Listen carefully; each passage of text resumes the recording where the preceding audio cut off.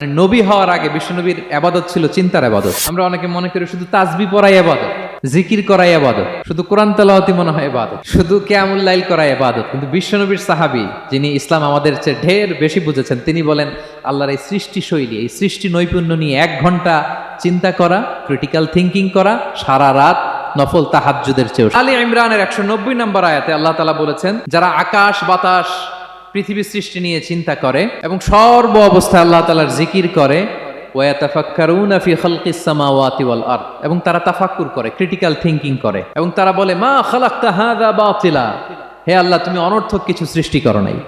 মনে রাখবেন, এই পৃথিবীতে আল্লাহ তাআলা অনর্থক কোনো কিছু সৃষ্টি করে নাই, করেছে? যেটাই সৃষ্টি করেছে এটা এর মধ্যে মানব কল্যাণ আছে না নাই?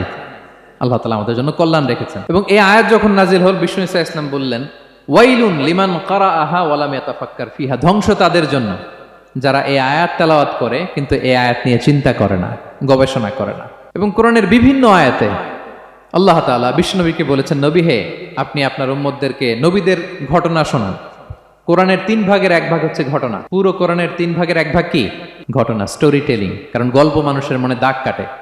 আল্লাহ তাআলা বলেছেন, ফাকুসুসিল কসাসা লাআল্লাহুম ইয়াতাফাক্কারুন, নবী হে আপনি তাদেরকে কিচ্ছা শোনান, ঘটনা শোনান, নবীদের কাহিনী শোনান, লাআল্লাহুম ইয়াতাফাক্কারুন, যাতে করে তারা ক্রিটিক্যাল থিঙ্কিং করে। তারা লূত আলাইহিস সালামের কওমের ঘটনা যখন শুনে যে আল্লাহ তাআলা আপসাইড ডাউন করে দিয়েছিলেন, তারা যখন কওমে আদের ঘটনা শুনে, কওমে সামুদের ঘটনা শুনে, তারা যেন চিন্তাশীল হয়। এবং বিশ্বনবীর সাহাবী আবু দারদা রাদিয়াল্লাহু তাআলা আনহু, উনি বলতেন, তাফাক্কুরু সাআতিন খায়রুন মিন কিয়ামি লাইলা, 1 ঘন্টা কেউ যদি আল্লাহর সৃষ্টি নিয়ে চিন্তা করে, সেটা সারা রাত তাহাজ্জুদের সালাত অফার করার চেয়ে উত্তম।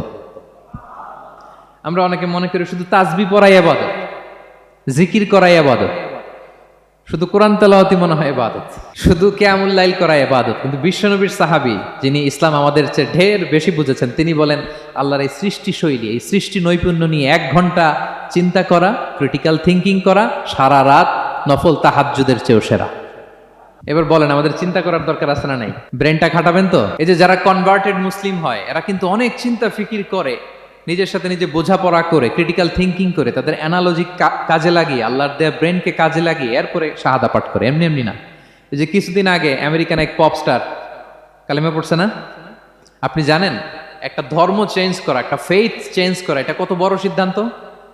হ্যাঁ, বাপদাদার ধর্ম, বয়স 30-40, এতদিন যে ধর্ম মানলাম, এটাকে চেঞ্জ করে নতুন ধর্মে কনভার্ট হয়, এটা কত বড় সিদ্ধান্ত? Could you imagine that? It's not a joke. নিজের সাথে নিজের অনেক বোঝাপড়া করতে হয়, তারাই ক্রিটিক্যাল থিঙ্কিং করে। এবং বিষ্ণু ঈসা ইসলাম, উনি নবী হওয়ার আগেও এই চিন্তার ইবাদত করতেন। তিনি হেরা গুহায় চলে যেতেন, কাবা থেকে 6 কিলোমিটার উত্তরে, 634 মিটার উঁচু, যা বলে নূরের উপরে একটা কেইভ আছে, গুহা, এটার নাম হচ্ছে গারে হেরা। ওখানে বসে বসে তিনি এই চিন্তা করতেন। তার মানে নবী হওয়ার আগে বিশ্বনবীর ইবাদত ছিল চিন্তার ইবাদত। নবী হিসেবে অ্যাসাইন্ড হওয়ার আগে বিশ্বনবীর ইবাদত কি ছিল বলেন তো? নামাজ পড়া, কোরআন তেলাওয়াত করা। কোরআন তো নাজিলই হয় নাই, কোরআন তেলাওয়াত করবে কেমনে? তখন 6 মাস বসে বসে উনি ওখানে কি করেছেন বলেন? ধ্যানমগ্ন ছিলেন, তিনি চিন্তা করতেন। ওইটাই ছিল ওনার আধ্যাত্মিক শিক্ষায়তন। ওই নির্জন গুহার মধ্যে উনি যখন চিন্তায় মগ্ন ছিলেন, আল্লাহর সৃষ্টি শৈলী নিয়ে চিন্তা করতেন, ঠিক ওই মুহূর্তে, অন্তিম মুহূর্তে, ওই মাহেন্দ্রক্ষণে নাজিল হয়েছে ইকরা বিসমি রাব্বিকাল্লাযী খালাক, read in the name of your lord who has created, পড়ো তোমার প্রভুর নামে যিনি তোমাকে সৃষ্টি করেছেন, শিক্ষা দিয়েছেন। তাহলে সম্মানিত সুধী, ইসলামের সূচনা হয়েছিল, এটা বলা যায় ফাইনালি যে ইসলামের সূচনা হয়েছিল এই চিন্তার ইবাদতের মধ্যে।